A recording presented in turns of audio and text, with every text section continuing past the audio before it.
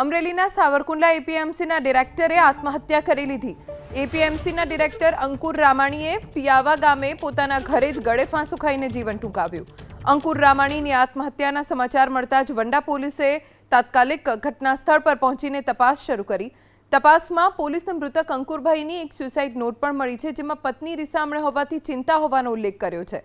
4 બહેનોના એકના એક ભાઈ અંકુરભાઈએ આત્મહત્યા કરી લેતા પરિવારમાં શોકનો માહોલ છે। પોલીસે મૃતદેહને પોસ્ટમોર્ટમ માટે મોકલી વધુ તપાસ હાથ ધરી। તો ડિરેક્ટર અંકુર રામાણીની આત્મહત્યાના પગલે આવતીકાલે સાવરકુંડલા એપીએમસીનું કામકાજ બંધ રાખવાની જાહેરાત કરાઈ છે। અંકુર રામાણીની આત્મહત્યાના સમાચાર મળતા જ વંડા પોલીસે તાત્કાલિક ઘટના સ્થળ પર પહોંચીને તપાસ શરૂ કરી।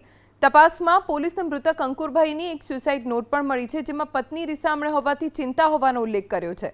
4 બહેનોના એકના એક ભાઈ અંકુરભાઈએ આત્મહત્યા કરી લેતા પરિવારમાં શોકનો માહોલ છે।